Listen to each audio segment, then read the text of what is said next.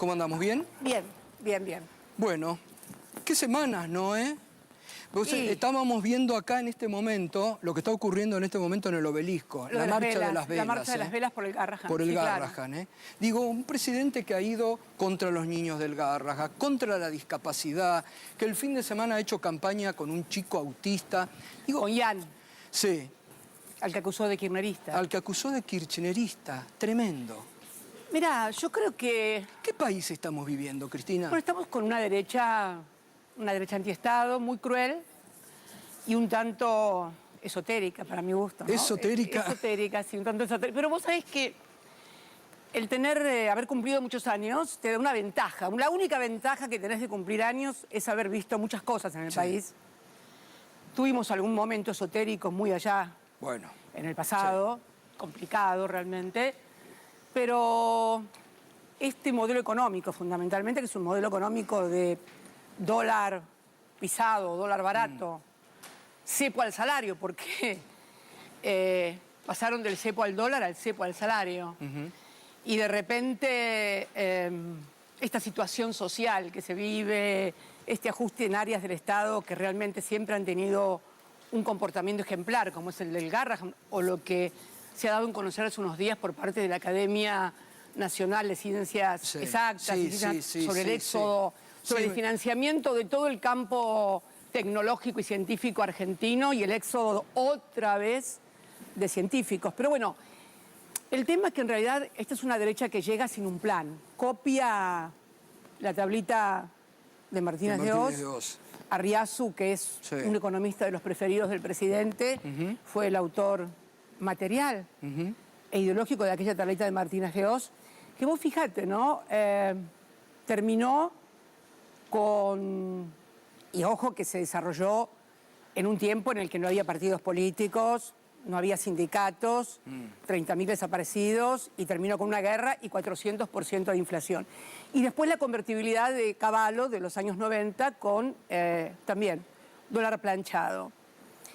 Ahora, las características o la situación geopolítica y nacional en todas esas etapas fue totalmente diferente, porque la dictadura de Videla y Martínez de Oz recibió un país muy desendeudado, con lo cual le permitió aguantar la plata dulce y ese dólar barato durante muchos años. Terminó muy mal.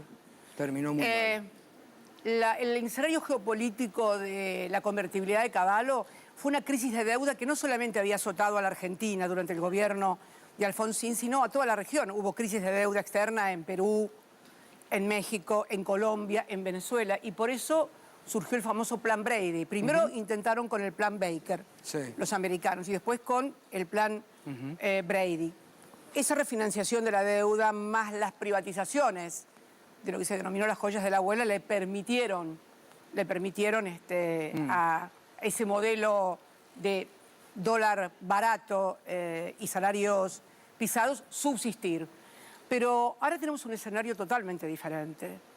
Este gobierno empezó primero con la dolarización. ¿Vos no sé si te acordás? Sí, la promesa de campaña era, venían por la dolarización. No solamente eso. Ahora, antes de avanzar ahí me quiero detener porque usted dice es un gobierno antiestado, es una derecha esotérica. Ahora, la crueldad exhibida pocas veces vista. Ah, bueno, eso sí, es una... Porque digo, un presidente que va contra los chicos por eso del te digo, Garrahan. es cruel. ¿Qué es la crueldad? Solazarse Pero nunca se vivió esto, Cristina. No, bueno, vivimos, ojo, vivimos épocas, en la dictadura fueron épocas también muy duras, donde el sálvese quien pueda, donde si se lo llevan por algo será. Estos proyectos neoliberales siempre exploran las peores condiciones de la condición humana, los peores sentimientos, se despiertan los peores sentimientos. Pero acá hasta los propios liberales están en contra de... Absolutamente. De Milei. Bueno, no tanto. Bueno, pero... No tanto. Algunos exponentes... No creo, sí, pero no tanto. ¿No? El sistema económico hegemónico lo protege, el sistema mediático hegemónico también, más allá de escaramuzas, también lo protege. Ahora, ¿y por qué cree que cuando a usted le cuestionaban tanto las formas? Bueno, pero a mí me cuestionaban. Las formas eran... Hoy permiten la burguesía que calla, periodismo que calla, que antes Lo que se pasa es que en exaltaban. realidad no les molestaba ni las cadenas nacionales, ni mi forma, lo que les molestaban eran las políticas que llevábamos adelante. Entonces las formas no importan, parece, Y me para parece cierto que a esta sector. altura creo que todos los argentinos tienen que haberse desayunado, que las críticas que recibíamos, es más, ¿vos te acordás ese cúmulo de periodistas que gritaban queremos preguntar, y ahora aceptan cuando van a hacer un reportaje a la Casa Rosada que con las cámaras de la Casa Rosada le editen el reportaje y después se lo den para que lo difundan por sus medios? No, bueno, creo lo que es peor, las denuncias penales del presidente Creo contra que nos criticaron fundamentalmente la distribución. Creo que el gran problema fue la distribución del ingreso. Y bueno, a ver. Entonces ahí hay que poner el quid de la cuestión distribución ahora. Pero claro, la distribución del ingreso, Gustavo, o sea, las 3 mejores distribuciones del ingreso se dieron durante el primer gobierno peronista, durante el año 74 y fundamentalmente durante el gobierno que terminó en el 2015 con un 52% de participación de los trabajadores en el PBI. Eso es fundamentalmente lo que movilizó la crítica ahora, Cristina, nuestra. Y el endeudamiento también. Bueno, que hasta el Duhovne después lo tuvo que claro, admitir. lo levantó. Bueno, por eso pudieron endeudarse. Ahora, Cristina, ¿qué queda? Porque es interesante ahí también esto que ahora después vamos a profundizar. Me gusta estos replanteos que usted viene formulando sobre conceptos que hay que modificar. ¿Qué queda de la década ganada en el ánimo de la gente cuando hoy hay descreimiento? Cuando usted decía el otro día, el gobierno pierde votos, pero el peronismo no recupera. ¿Qué es lo que ha pasado ahí? ¿Qué se ha quebrado? Bueno, creo que, a ver, a esta derecha, como yo te digo, cruel y un tanto esotérica, antiestado, primero hubo una derecha en el 2015 que gana las elecciones, una derecha mafiosa. Macri. Y cínica, que yo quiero recordar, ganó las elecciones del 2015 diciendo que los argentinos no iban a perder nada de las cosas buenas que tenían y que solamente se iban a cambiar las cosas que estaban mal. Y a partir de ahí se desató un sistema de persecución y de estigmatización judicial al principal partido de la oposición y fundamentalmente a la persona que hoy está sentada acá, formidable, en consonancia con el sistema hegemónico de medios. Esto fue realmente muy devastador. Y realmente, y además también la construcción contra la política, ¿no? Bueno, contra la política. Contra la política. Bueno, ahí porque está. Esta derecha que hoy tenemos es la consecuencia. No se puede pensar únicamente que esto es consecuencia de lo que pasó en el 23. No, esto es consecuencia de una larga película que comenzó en el 2015 que necesitó la política de endeudamiento que tuvo fenomenal el país con el retorno del Fondo Monetario Internacional y el convencer a la gente de que todo lo que había tenido, lo dijeron, no se lo merecía. Es más, la convencieron de que quienes habíamos estado, y por lo menos intentaron hacerlo, no a todos, por supuesto, porque después pudimos ganar en el 19, que nos habíamos robado un PBI. Sí. Y bueno, esta frasecita... Y no se habla del Fondo Monetario Internacional que se fumaron. A ver, mi querido Gustavo y mis queridos televidentes que nos están oyendo, resulta ser que cuando se robaban un PBI, los argentinos no se endeudaban, los argentinos tenían mejores salarios, lanzábamos satélites al espacio, se construían viviendas, se construían universidades, o sea, alcanzó para todo eso, alcanzó para pagar la deuda al fondo y reestructurar la deuda externa, tener los mejores salarios, tener universidades nuevas en todo el conurbano y en todo el país. Cuando terminamos nosotros, cada provincia argentina tiene una universidad pública nacional. Alcanzó para todo eso y cuando llegaron los honestos y los transparentes, no les alcanzó para nada y recibieron un país desendeudado. Me parece que son, preguntas a formular también, sí. ¿no? Cristina, ¿y qué relación hay? Porque ahora hay unidad, parece, ¿no? Hoy Macri dijo, por el bien de la Argentina tenemos que hacer listas para terminar con el kirchnerismo de hambre en la provincia de Buenos Aires. ¿Y qué diferencia hay entre lo que usted denomina la derecha mafiosa del macrismo con esta derecha? ¿Hay puntos? La derecha mafiosa fue fundamentalmente, tareas de espionaje, pero no solamente a los opositores. el gobierno macrista terminó espiando a sus propios dirigentes. Lo espió a Rodríguez Larreta, lo espió a Santilli, hizo del espionaje que ya venía inclusive con la propia familia del presidente, que se espiaban entre ellos. Y además el instrumento del poder del partido judicial sobre todo el sector opositor. Esto es una derecha y cínica, porque además, paralelamente a esas tareas de estigmatización, de persecución judicial, había una suerte de creemos en la independencia del poder judicial, cuando sabemos perfectamente que todo el poder judicial está tomado fundamentalmente o por el macrismo o por el sistema de medios hegemónicos de la República Argentina, ¿no? ¿Eso Clarín también y La forma Nación. parte de la derecha mafiosa? Pero, sí, claro, absolutamente. Absolutamente.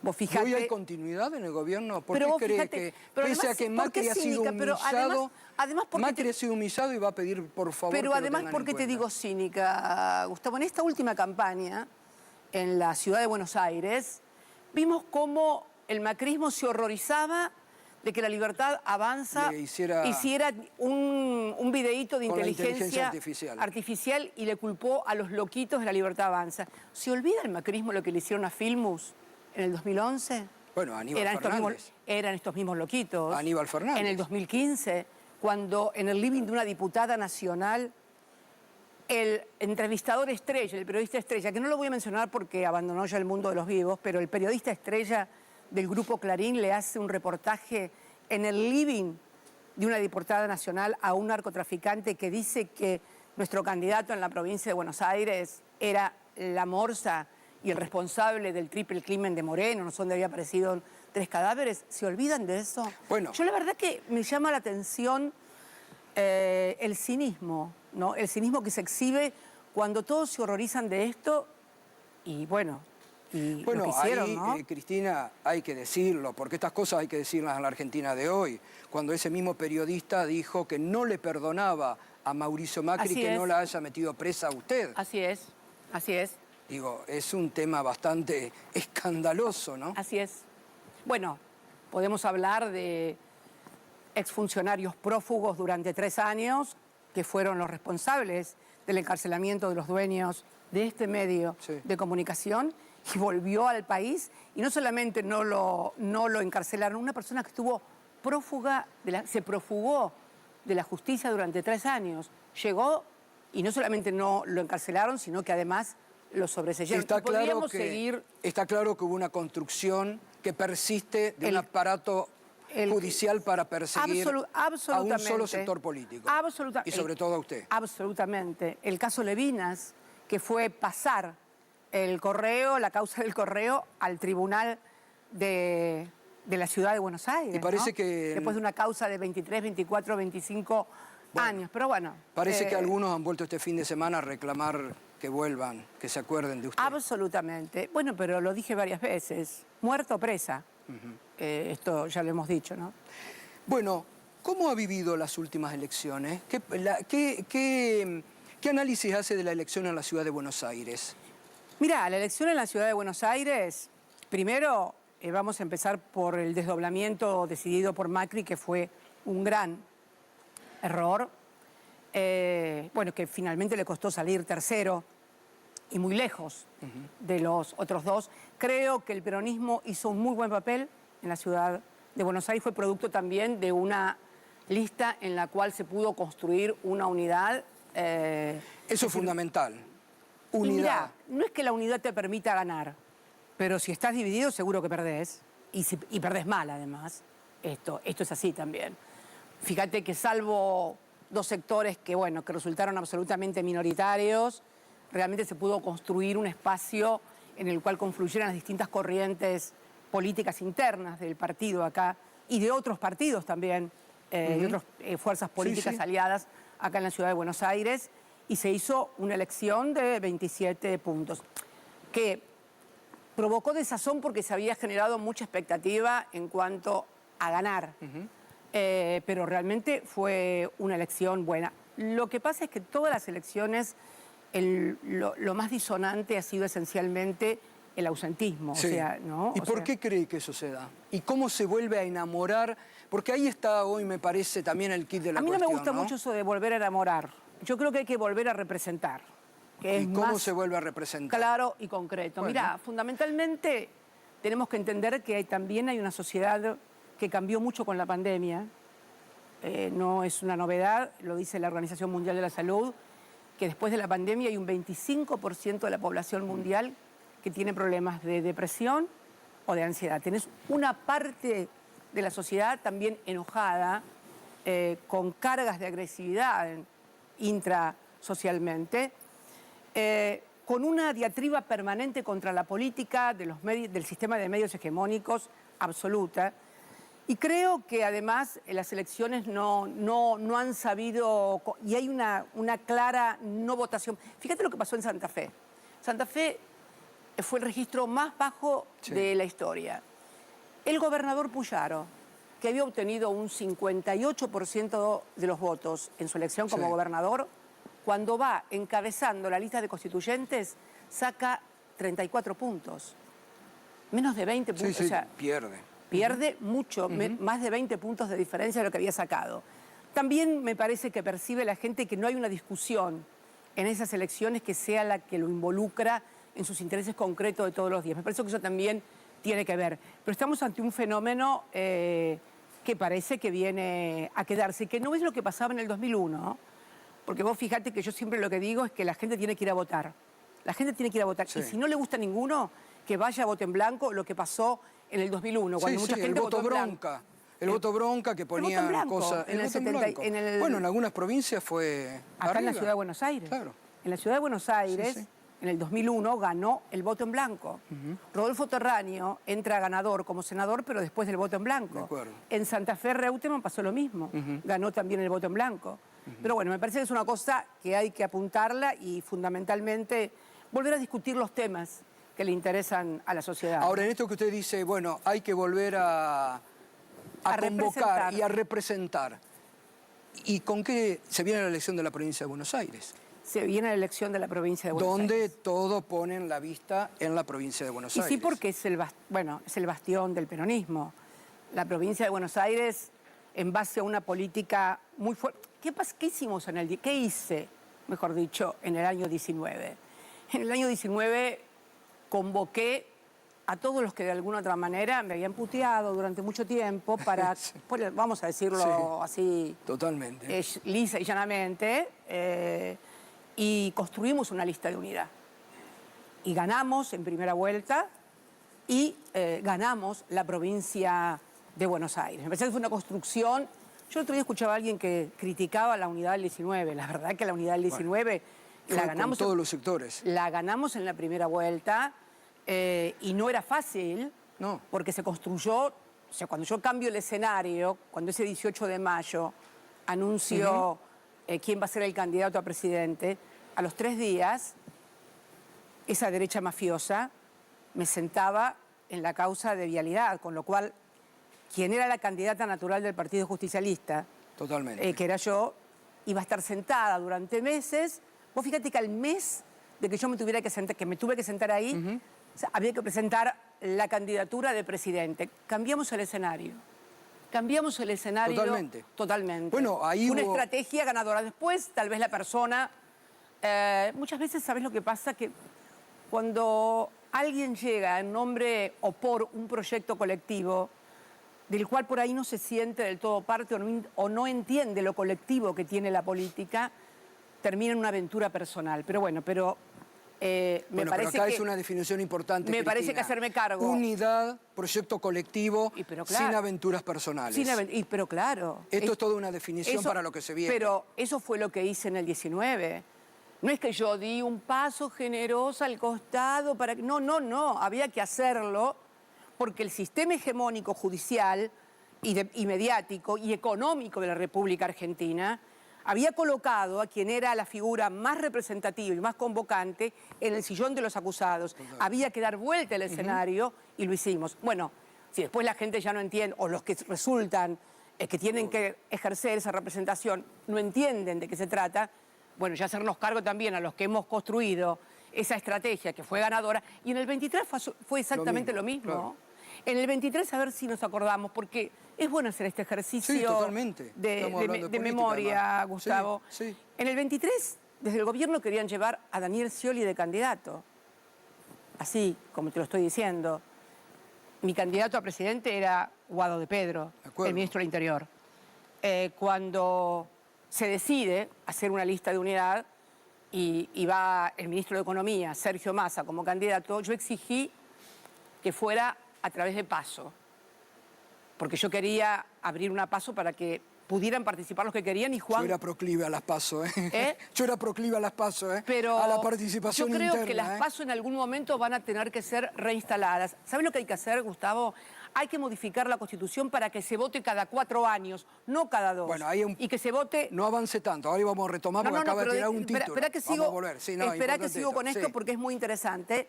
Y en mi despacho de vicepresidenta construimos esa unidad que presuponía, primero, poder entrar al balotaje y conservar la provincia de Buenos Aires.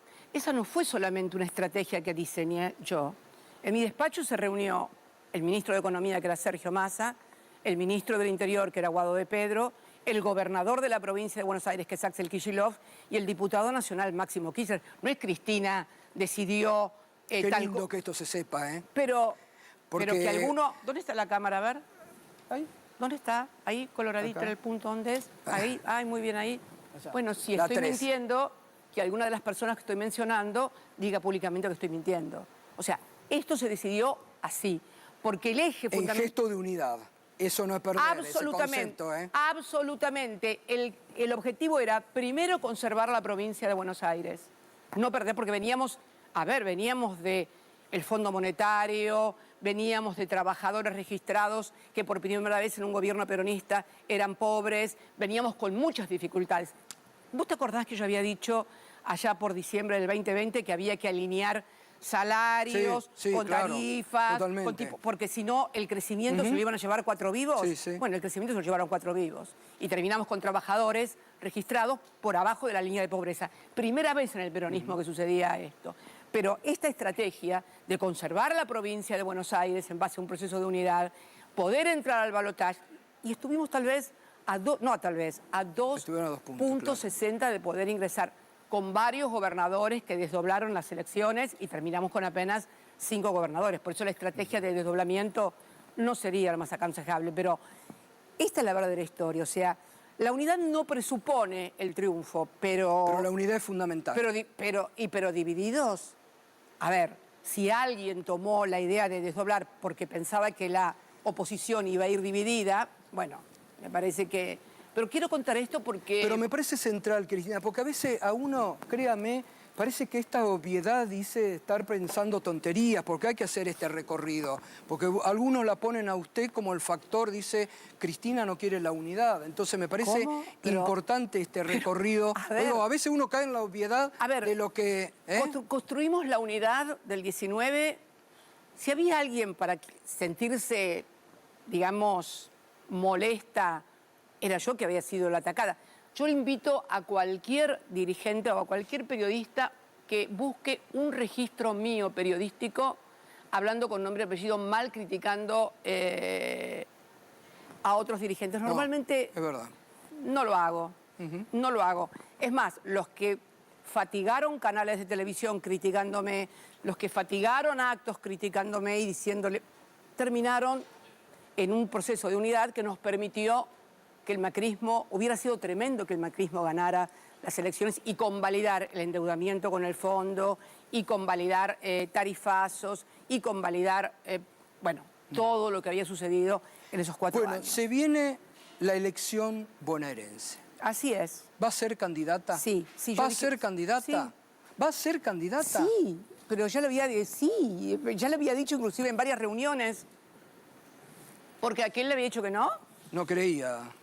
¿Candidata a dónde? ¿Por qué tan incrédulo? En la tercera sección electoral, tal cual se dijo. Yo tenía la duda que iba a ser en la tercera, teniendo en cuenta la legislatura bonaerense. Pero alguien piensa... Pero no es un problema de la legislatura bonaerense.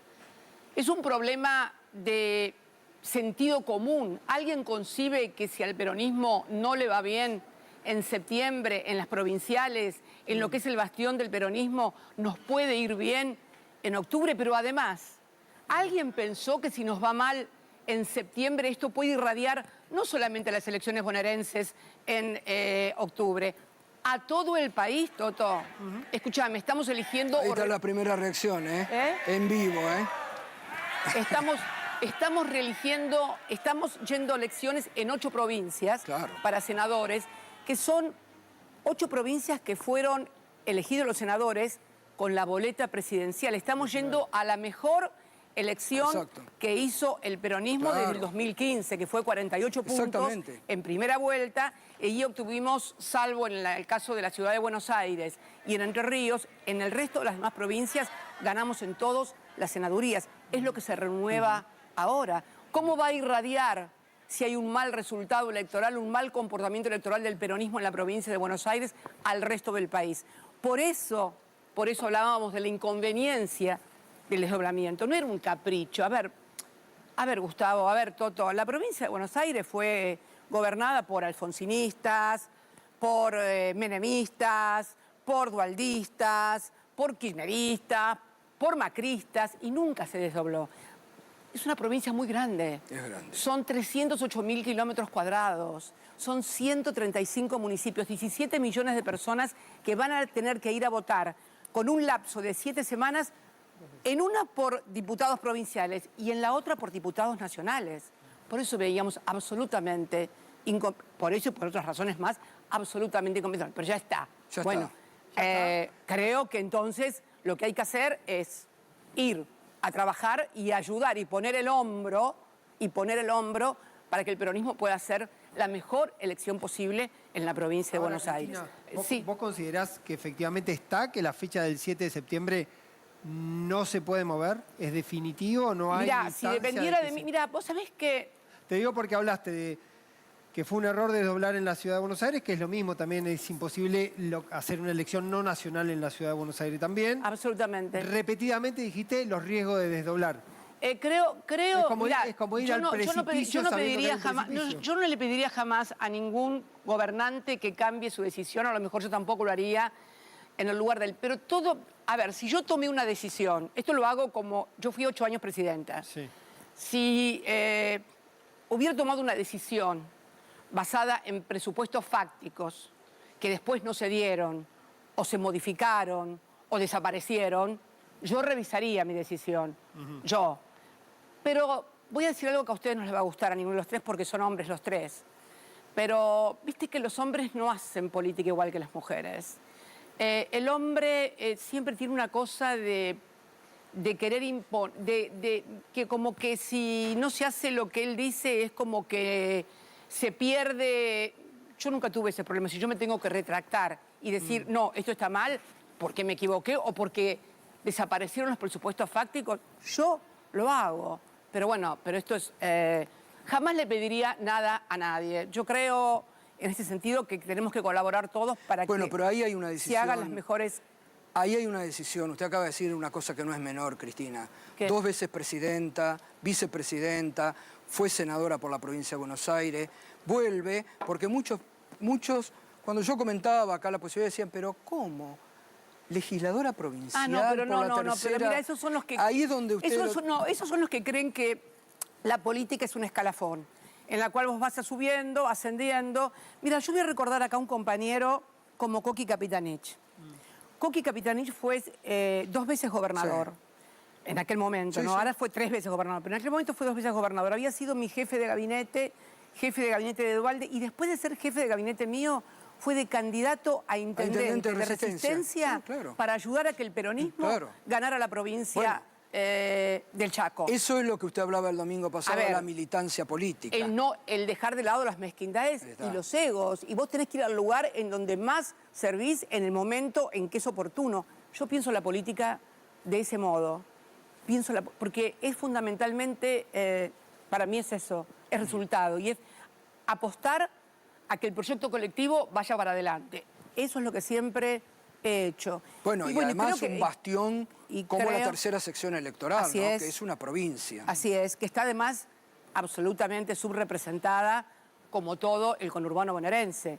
vos tenés un problema en la provincia de Buenos Aires que el conurbano bonaerense tiene mucha menor representación que el interior de la provincia, con mucha menor cantidad de gente que vive en el interior. O sea, creo que es una cosa que también oportunamente debería ser ¿Y qué revisada. la motiva, Cristina? Porque digo, yo hablaba mucho, y usted lo ¿Qué le sabe... motiva a hacer esto? No, hablaba mucho con Alfonsín, que Alfonsín decía, hasta el último hilo uno es militante de la política y hay que Absolutamente. estar. Pero no solamente eso, en la necesidad que tiene la gente. Yo veía hoy, mira, hoy estamos mirando y siguiendo toda la mañana el tema de la tabla, de la salada. De la salada. Los sí, testimonios. sí, Y yo decía, pero qué gobierno tan contradictorio.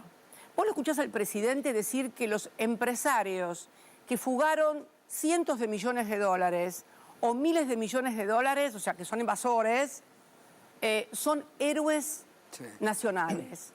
Y resulta ser que al mismo tiempo va y clausura la salada porque son informales, porque no pagan impuestos. No, y cuando pide que vengan los dólares del colchón y no pide nada. A ver, ¿por qué libertad para los ricos y no libertad para los pobres? Porque en definitiva, así como está con este versito de tus dólares, tu decisión, tu trabajo, tu decisión. Hoy la gente pedía trabajo. Escuchaba una mujer que decía que ya, por favor, le dieran trabajo de ir a limpiar, pasaba el WhatsApp por la televisión, el número, porque no tiene que comer. Entonces, me parece que hay una cosa de mucho para los ricos y nada para los pobres. O sea, si vos estás haciendo...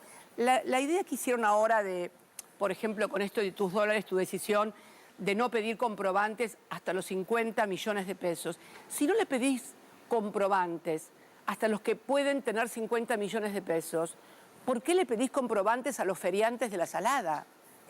Es una incongruencia. Es el punto de la contradicción. Una incoherencia absoluta. O sea, exactamente. Si hay libertad, debe haber libertad para todos. ¿Y cómo toma esto? Este es un gobierno al margen de la ley. Porque un presidente que... Es un gobierno de un marginal porque es un gobierno de un marginal porque es un, yo diría más que un outsider, es un marginal de la política. El otro día lo decía el cura Eduardo de la Serna, ese concepto. Es un marginal de la política que en definitiva sería bueno que se ocupara también de los problemas de la marginalidad y la vulnerabilidad, pero no, es un marginal que se ocupa de los ricos y de los que tienen mucho poder, ¿no? Es como una suerte de incongruencia. Vos decís, bueno, claro, pero ¿por qué entonces tiene, según las encuestas de opinión, un amplio consenso? Porque el dólar barato y la sensación de estabilidad, esto lo vimos durante... La plata dulce. Esto lo vimos durante la dictadura, lo vimos durante la convertibilidad. Y no es solamente la gente que viaja al exterior. Es el que por ahí, en una aplicación china, consigue ropa a la puerta de su casa por un courier por la mitad de precio de lo que la puede conseguir inclusive en el lugar más barato, en la calle Avellaneda. Ahora, ¿esto tiene posibilidades de durar? No, mira, yo traje acá, que es una cosa que me interesa hablar mucho, esto fue publicado por el Banco Central la semana pasada, Devolución del Mercado de Cambios y Balance Cambiario. Y esto es un artículo que saca el presidente y que firma el día viernes pasado, 30 de mayo, Tiempo para el Crecimiento. O sea que es muy interesante. Yo me puse a leer el artículo porque... Y dice que también debería quedar claro que pensar una estrategia de crecimiento liderado por las exportaciones tampoco tiene sentido. Vos fíjate que dice que crecer por exportaciones no tiene sentido. La misma persona que nos dijo que la mejor Argentina fue la Argentina de principios de siglos, que era un modelo agroexportador. Y a continuación dice que a pesar de los llorones del déficit de la cuenta corriente. ¿Y por qué digo esto? Porque en este informe del Banco Central hay datos que confirman que el verdadero problema que tiene la Argentina es lo que vengo diciendo desde hace mucho tiempo, su economía bimonetaria y la falta de dólares. Sí, de este color, los verdes. Hoy me vine de dólar, alusiva, sí, de dólar. Esto es lo que está faltando. Este informe dice que en abril, a partir del 14 de abril, más o menos, que fue donde se levantó el cepo, los argentinos compraron 2.000 millones de dólares y formaron activos en el exterior por 2.000 millones de dólares. Dice además que la cuenta corriente, ¿qué es la cuenta corriente para que la gente lo entienda de un país? Es lo que entra y sale en dólares. En bienes, o sea, los bienes que compro afuera y los servicios que pago afuera y los bienes que vendo afuera, que exporto. Bueno, esto me está dando un déficit de más de 600 millones de dólares. Cuando voy a la cuenta del balance cambiario del sector privado no financiero, me vuelve a dar déficit. ¿Sabés cuál es la única superavitaria? Es la del gobierno con los 12.000 millones de dólares que le dio el fondo. El fondo. Porque cuando vas en este mismo informe a inversión extranjera directa... No hay. No solamente no hay, se fueron. Se fueron más de 600 millones de dólares. ¿Se van más dólares por el turismo que por lo que entra por vaca muerta? Absolutamente.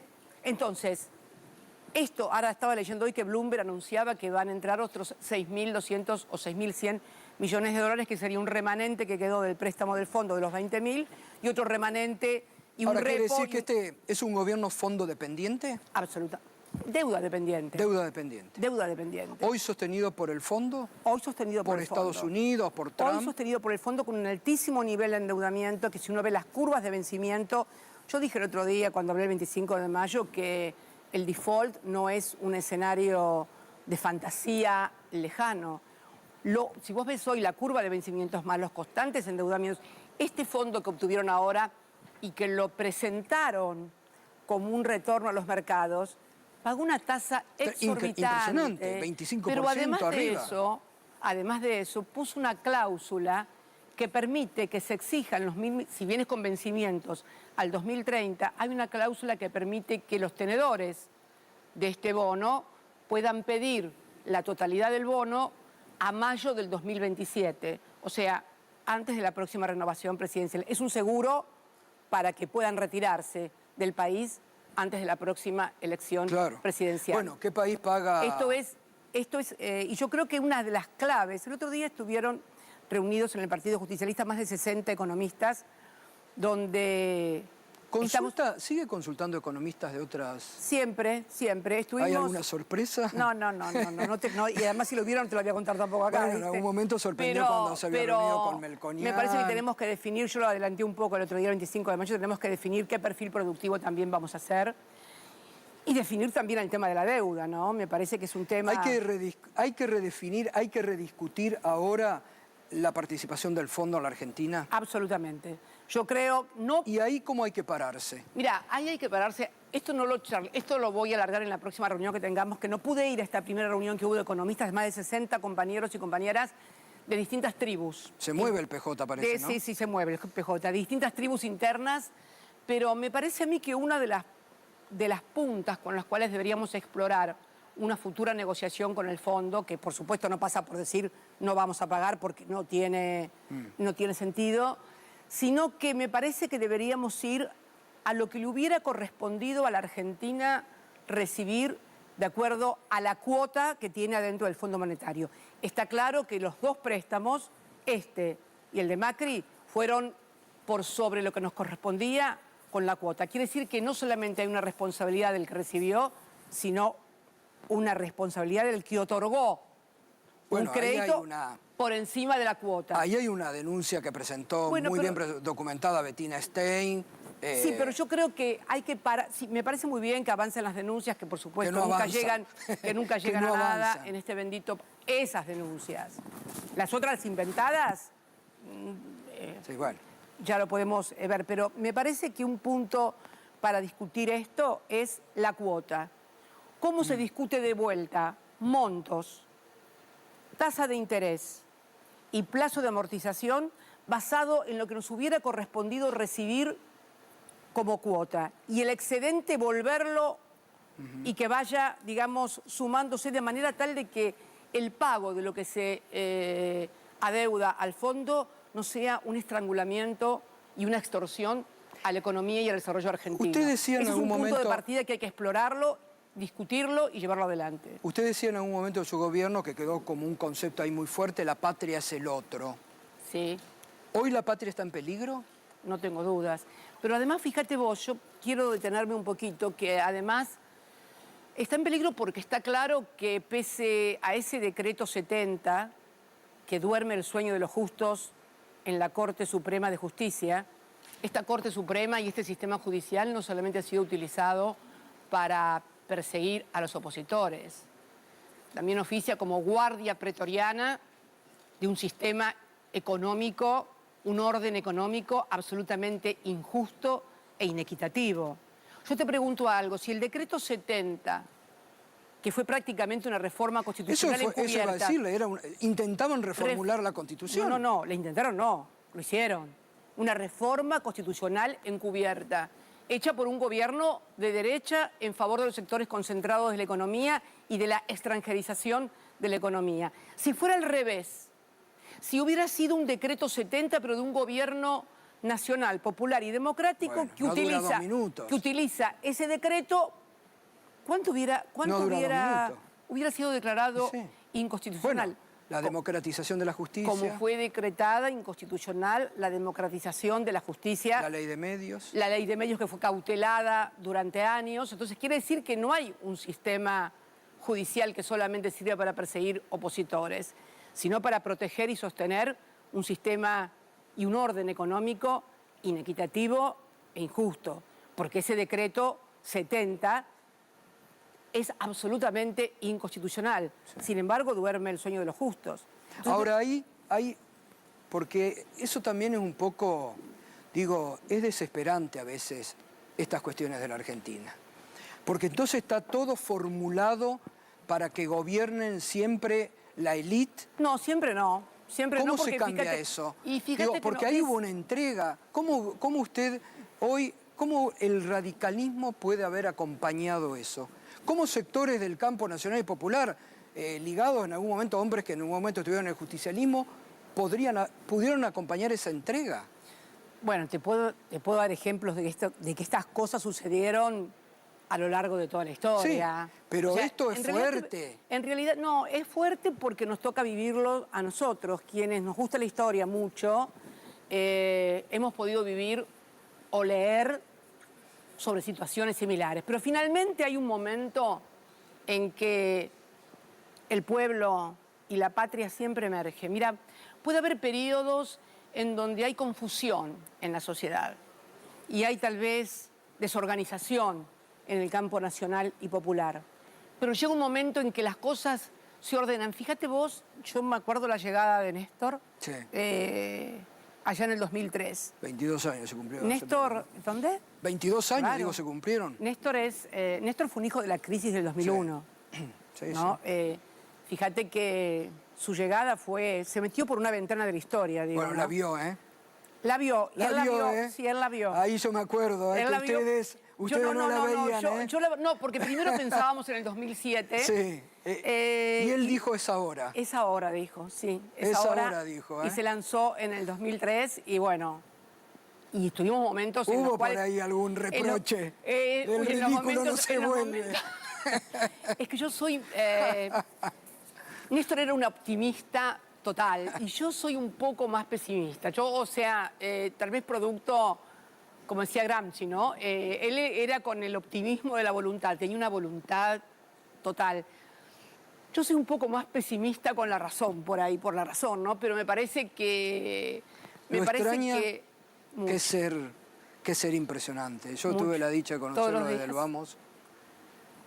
Que no quise, pero el recuerdo, digo, para los que lo conocimos de cerca, digo, yo siempre rescataba de Néstor que a mí me sorprendía cuando se iba allá a las 8:30 de la mañana a TN y él decía en público lo mismo que decía en privado, íbamos a tomar el café y lo mismo repetía en privado lo que uno...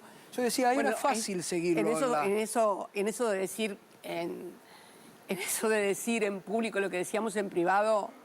Fue una forma nuestra de vida, sí, más que de militancia, ¿no? Éramos muy complementarios. Sí, eran muy complementarios, me consta. Sí. Bueno, sigamos. Y hoy, digo, el otro día usted enfocaba muy bien el acto del 25 de mayo. Qué militante, Teresa, ¿eh? Oh. Qué discurso, ¿eh? Ay, qué discurso, digo, qué ¿qué digo después de este discurso? Te va por agarrar la guitarra y tocar el bombo, no sé, algo.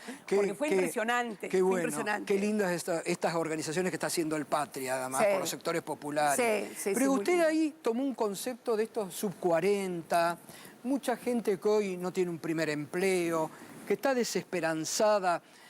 Ahí digo, usted ahora ¿cómo encara el mano? Usted va muchas veces, ni nos enteramos, pero está yendo al territorio, va el sábado a Corrientes, ¿no? También. El sábado me voy a Corrientes. ¿Va a participar ahí un acto? Sí, vamos a participar, vamos a apoyar a Tincho Ascúa, que es el intendente de Paso de los Libres, y que además el Partido Justicialista de Corrientes estuvo intervenido 6 años. Lo normalizamos, eligieron democráticamente no solamente las autoridades partidarias, sino también los candidatos a gobernador, a vicegobernador, a legisladores, y bueno, y vamos a hacer un apoyo ahora a Paso de los Libres. Que tiene una sábado. imagen muy buena en Corrientes. Sí. Una Corrientes que, otro tema, se perdió un chico y el poder político, judicial, no lo buscó más. No, no se perdió. Bueno, se lo robaron, se lo Perdón. robaron. Bueno, no, sí. no, se perdió, No, se pierde. se lo robaron. Se me pierde se me pierde el encendedor. No. Se lo llevaron. Se lo llevaron en una red de trata de menores. Estoy absolutamente convencida.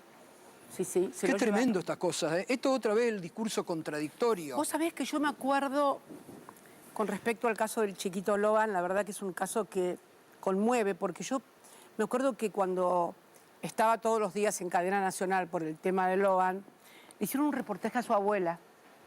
Y su abuela dijo que antes también se llevaban los chicos. Después vino Kirchner, dice, y empezó con la UACH, una cosa así, dice, y Claro. entonces se los dejaron de llevar. Tremendo, Eso, no, eso te juro que me puso los pelos así, ¿viste? Porque digo, Dios. Ahora, qué trama de complicidad Absoluta. hay del poder, que el poder cayó y no investigó, ¿eh? El poder- Porque estas cosas hay que pero es decirlas el poder- también, es el- Cristina. mirá, lo que pasó el otro día con la jueza de Maradona.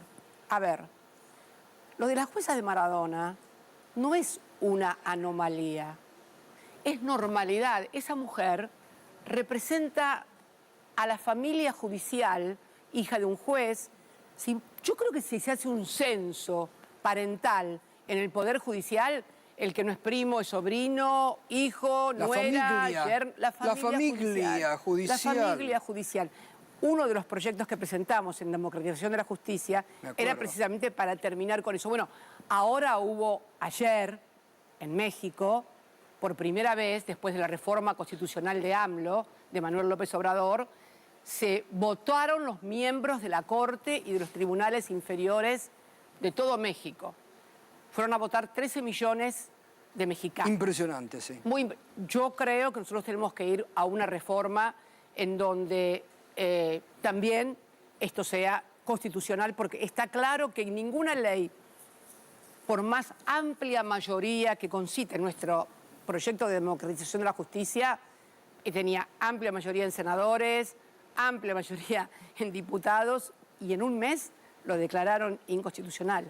Hay que ir a una reforma constitucional. Me parece que, Ariel, vos sobre esto querías consultar justamente, ¿no? Bueno, la pregunta es ¿por qué, a pesar del consenso político que tuvo esa ley, no logró luego permanecer vigente? Digo, ¿qué es lo que hay que construir por fuera para poder lograr que una ley de democratización de justicia sobreviva? Ariel, vos sos un comentarista y analista judicial. Si la Corte, que es el Supremo Tribunal de la Justicia de la Nación, te dice la sancionaste en diputados, la sancionaste en senadores, con las mayorías que requiere la sanción de cualquier ley, y al mes la Corte Suprema de Justicia, al mes, se aboca y te la declara constitucional, no hay forma de solucionarlo. A AMLO en México le pasó lo mismo. ¿Por qué va a la reforma constitucional? Porque también habían sacado una ley aprobada por el Senado y por la Cámara de Representantes de México, y sin embargo la propia Corte se la declaró inconstitucional. Entonces dijo, bueno, me falló el plan A, vamos por el plan B. El plan B fue la reforma constitucional. Bueno, creo que es lo que hay que hacer en la Argentina. Pero alguien con la mirada agudizada y crítica podría decir, bueno, pero fue la Corte que en algún momento reformó el kirchnerismo. No, el kirchnerismo no reformó ninguna Corte. El kirchnerismo determinó después del juicio político a la Corte jueces a los cuales nadie puede tachar de que eran amigos nuestros, ni socios, ni nada por el estilo. Y finalmente, bueno, los jueces esa corte se fue desgranando. Se fue desgranando, Ariel. Esta es la verdad. Y hoy tenemos una corte de 3 personas. Y ahora que estamos hablando de una corte de 3 personas y usted hoy anunció una candidatura, al momento de anunciar la candidatura, ¿evalúa que su suerte puede estar también vinculada a lo que decida la Corte Suprema, que es la que tiene la causa vialidad? No entiendo la pregunta. ¿Cómo que...? Porque la Corte podría resolver en el corto plazo y... Pero lo he dicho siempre, presa o muerta. Pero no es una cosa que pueda detenerte en las decisiones que vos tenés que tomar. Claro, esa es la pregunta. Claro. Que pueda detenerte en las decisiones que vos tenés que tomar. En absoluto. En absoluto. Está mucho más allá. Absoluto. ¿Qué modelo para la Argentina? En base a la crueldad de esto, el desastre, un gobierno que no inaugura obra, que no inaugura fábrica, que no hace obra pública, el estado de las rutas nacionales, un desastre.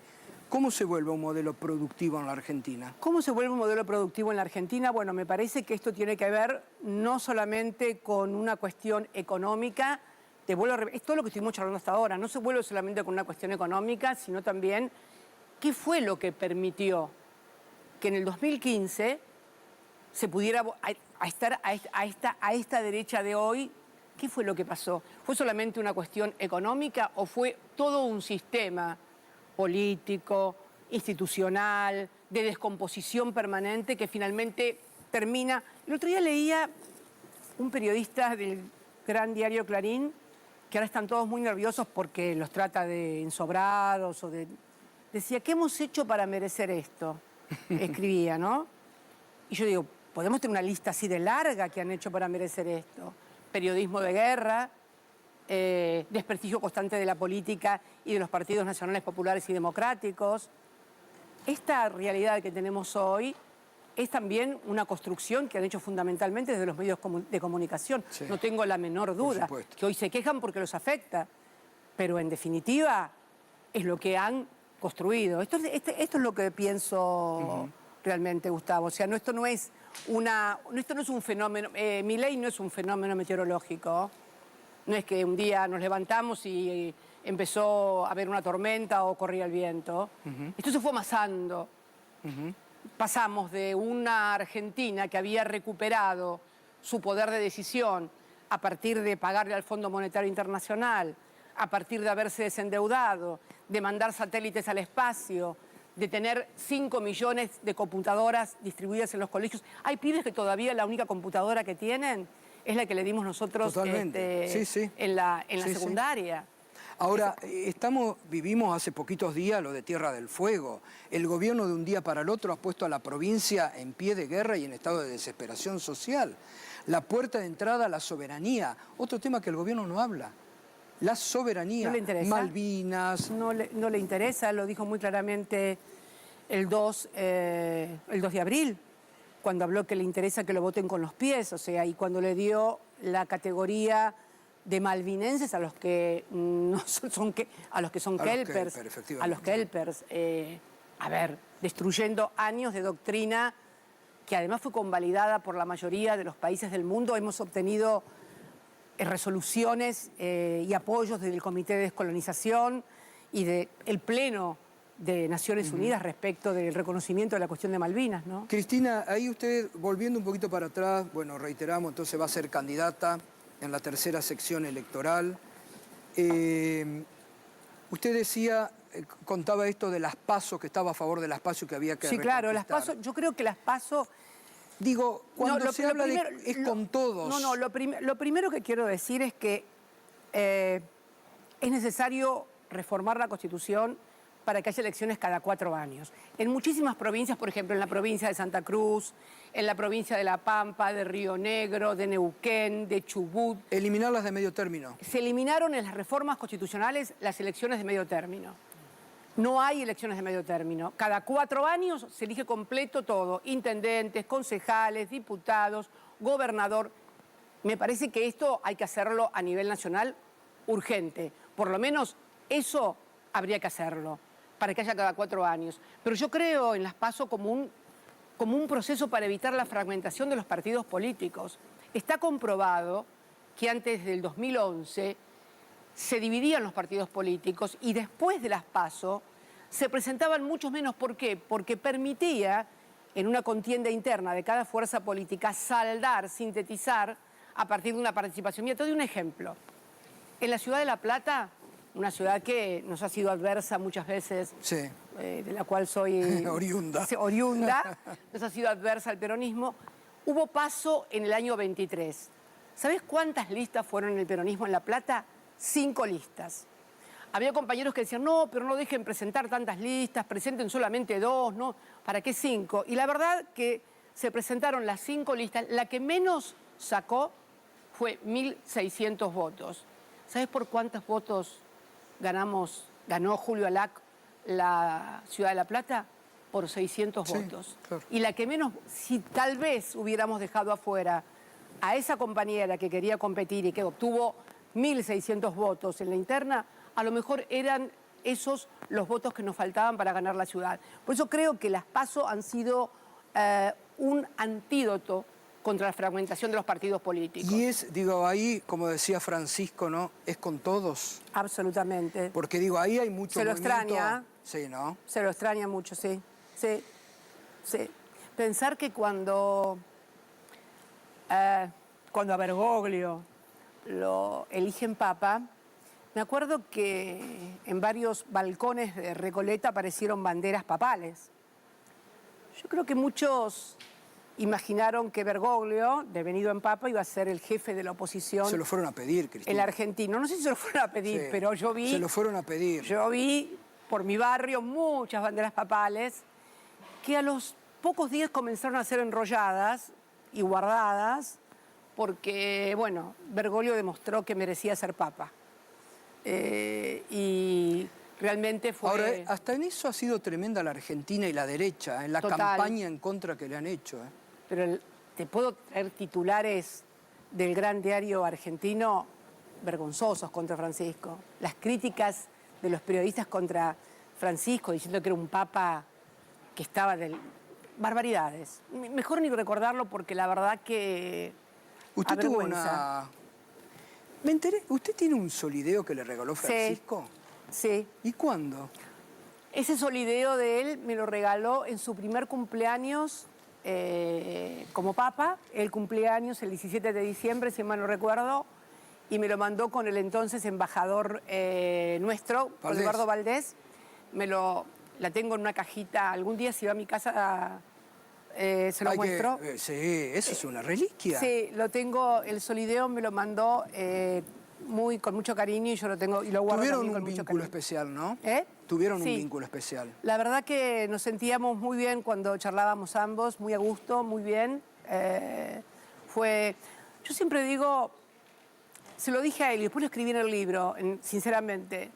Se lo dije a él un día que estábamos almorzando y le digo, yo a veces pienso que las diferencias o el desencuentro que usted tuvo entre Néstor y usted fue porque la Argentina por ahí era un país demasiado chico para ustedes dos.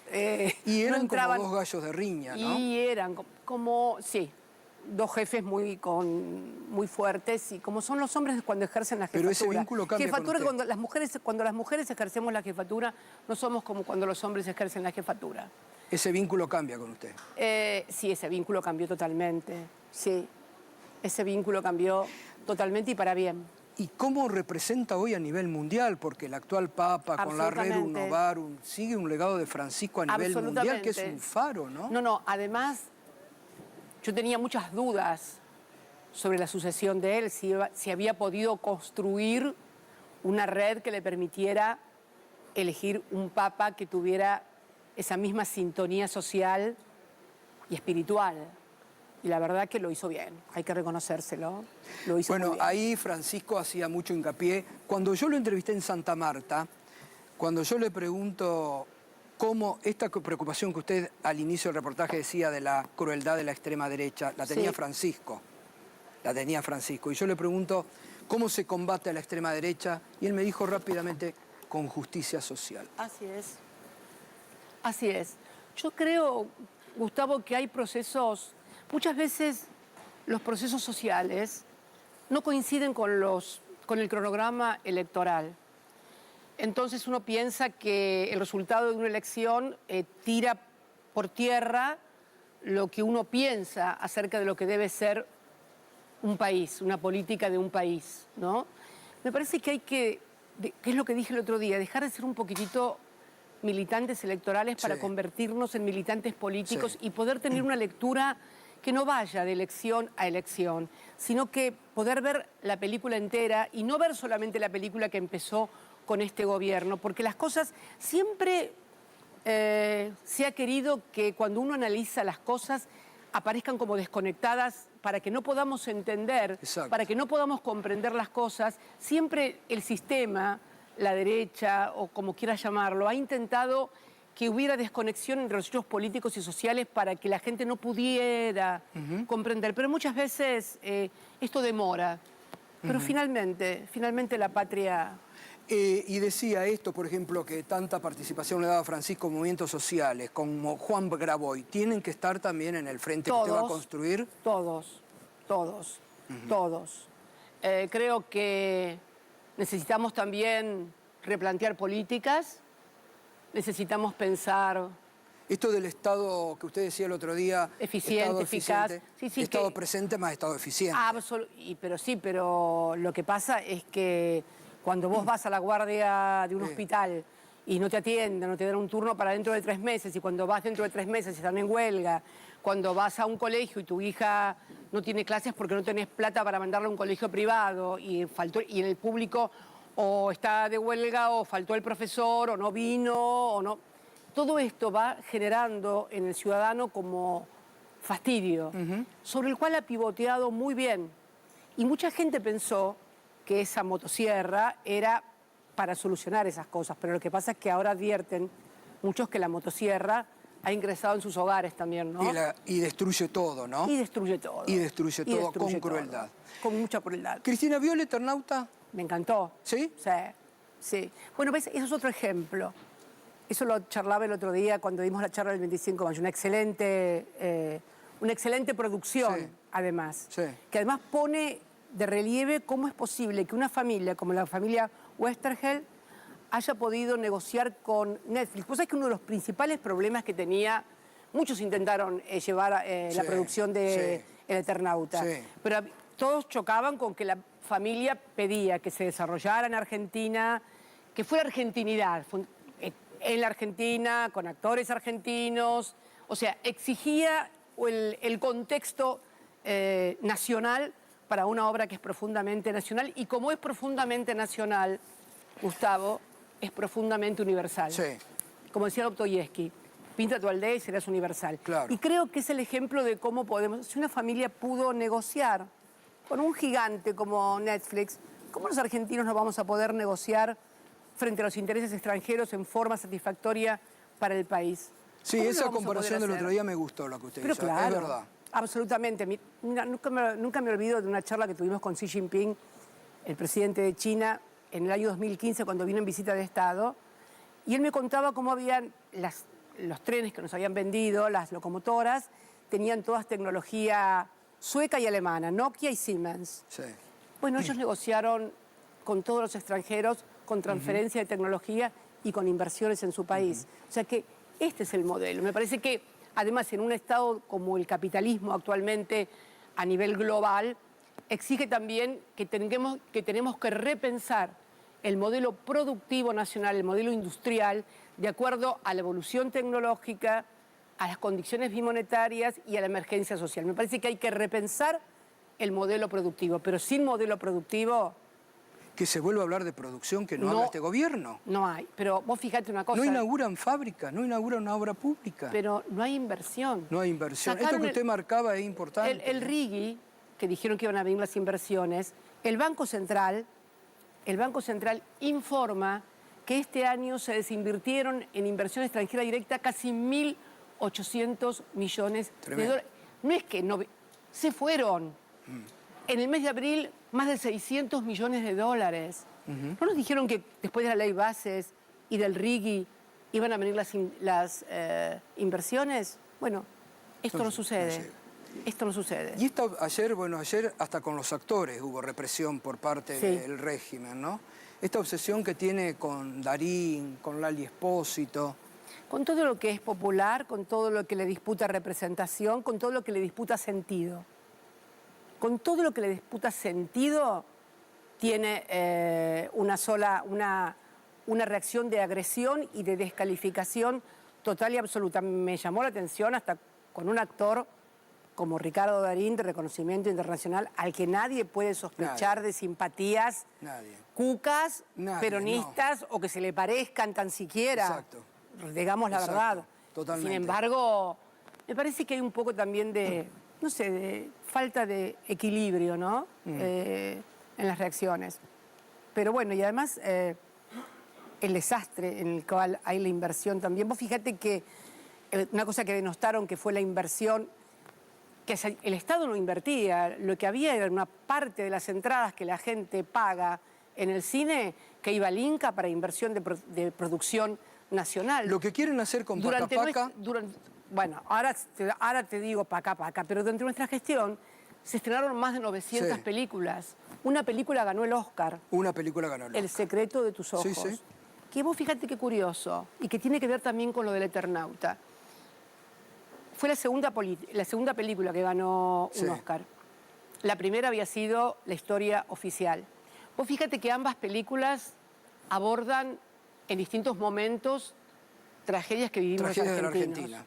¿No? Como en Brasil, la última película, la única película que ganó el Oscar, que también tiene que ver con una tragedia que vivió. Por eso digo que la cultura es muy representativa de una identidad nacional. Y lo de Paca Paca, yo estoy mirando los videitos esos que van... Si piensan que los pibes argentinos van a hacerse de Milton Friedman, no entienden nada realmente. Te digo algo. Paca Paca fue un fenómeno que tenía que ver, primero, que los padres se lo ponían a los chicos para que lo vieran. Totalmente. Que los docentes también lo utilizaban. Y fundamentalmente que hablaban de las cosas que son nuestras. Samba no hablaba de Milton Friedman. Hablaba de lo que hablamos y que nos enseñan desde que vamos al colegio primario, de San Martín, de Belgrano, de Juana Zurduy, de la Guerra de la Independencia. Hablaban de las cosas nuestras. No era un éxito de adoctrinamiento, era un éxito de la historia nacional. Fíjate vos, yo estaba leyendo ayer a Pablo Abelluto, que tampoco nadie puede sospecharlo de kirchnerista o cucacón. Pablo Abelluto nos discutía mucho con Paca Paca porque decía que teníamos una visión un poco sesgada, por ejemplo, cuando Paca Paca hablaba de Sarmiento. Sí, es cierto, no somos sarmientinos, pero él mismo lo dice, lo que quiere hacer esta gente ahora, al lado de las discusiones que nosotros, él se pone como que discutía con nosotros, eran discusiones escandinavas, eran discusiones de países escandinavos directamente. Y la verdad es esa. Ahí hay una autocrítica fuerte de Abelluto. Hay una autocrítica fuerte también de Abelluto. Bienvenida sea, y siempre es bueno poder mirar para atrás y decirte, pucha, no era tanto como creíamos. ¿Está dispuesta a charlar con esta gente? Facundo Manes estuvo la semana pasada acá. No, a mí no me gusta. Yo he charlado con Facundo Manes. Con estos puntos de encuentro no cree que son necesarios muchas veces ahora en la Argentina. Absolutamente, pero yo he charlado con Facundo Manes.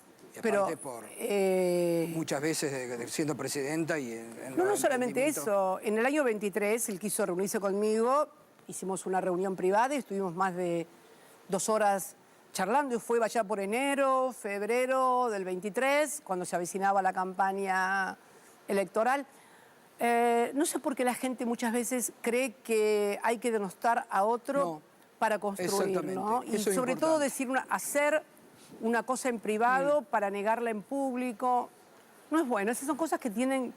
Yo creo que los militantes políticos deben despojarse de esas actitudes. ¿Y está de acuerdo con esta idea de ampliar a sectores del campo nacional y popular? Absolutamente. Pero nosotros lo hemos hecho permanentemente.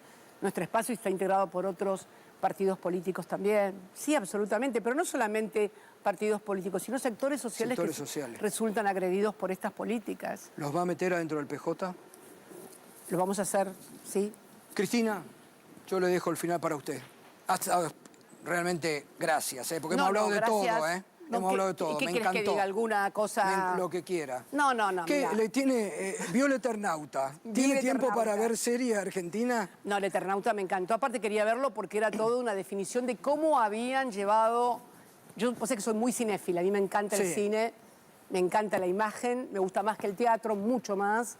así que veo mucho. ¿Qué vio? ¿Qué otro que le gusta? No sé, de Argentina. De Argentinas. Envidiosa, me ¿Le encantó. gusta? ¿Sí? Puede parecer casi la contrapartida de La Eternauta, pero la actuación en esa serie de las actrices argentinas es extraordinaria. Esos diálogos entre Griselda Siciliani y la psicóloga, Sí, son espectaculares. de antología. Bueno, mire, De antología. mire Atrapados, con Soledad La Villamil. vi también, Ah, la vi también. La vi También también. gran producción. Me gustó, fue una... La que más me gustó en ese... Fue Adolescencia. Adolescencia, Inglés, impresionante. sí, ¿eh? fue muy fuerte. Bueno, ahí está para ver todo lo nuevo. Esa es una película para que ver en familia, los padres con los hijos. Es realmente una muy, muy, muy buena serie. De lo mejor que he visto últimamente, Adolescencia. Pero, bueno, El Eternauta me pareció increíble porque además logramos que sin la cooperación internacional era imposible llevar adelante esa calidad técnica de efectos especiales que se llevaron, ¿no? Y el mensaje, ¿no? Dos cosas me gustaron mucho de esos mensajes. El nadie se salva solo y Juan, lo viejo funciona. Bien. Gracias, ¿eh? Gracias, Cristina. Gracias a vos. Gracias. Un gustazo, Gracias. ¿eh? Un gustazo. Muchas gracias. Muchas gracias. Bueno, muchas gracias. Se lleva Bueno, los no, papeles. tengo que devolver el micrófono, por favor, si no me van... ¿Este es suyo, el celular? Sí, es mío, es mío, Apa. es mío. Bueno, muchas gracias, ¿eh? Sí, Ah, ¿cómo estamos? ahí la acompaño. Bueno, Taberkovich, que acaba de sacar un libro.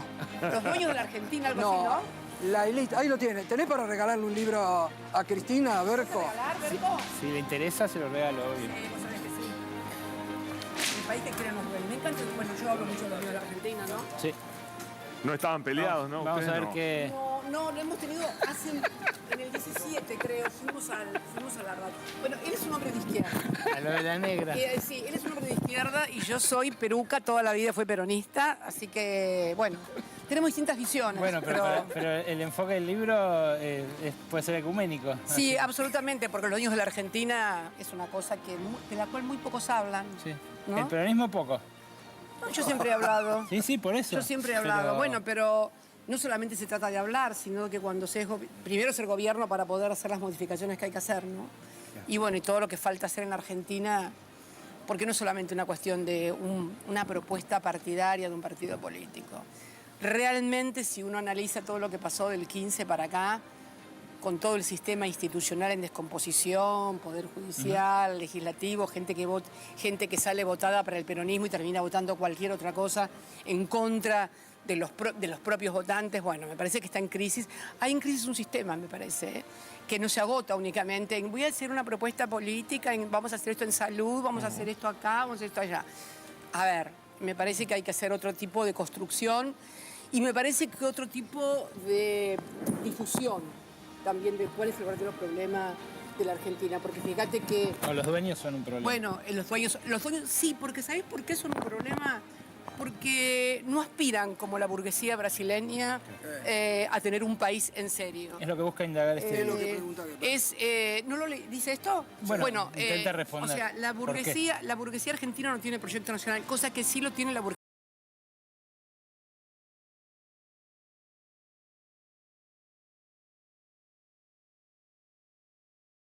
burguesía brasileña, que además por allí, a la hora de la distribución del ingreso, es más depredadora el Brasil que la Argentina, porque obviamente no han tenido, por allá no pasó el peronismo y por acá pasó el peronismo, con los sindicatos, con la organización social y política, etcétera, etcétera.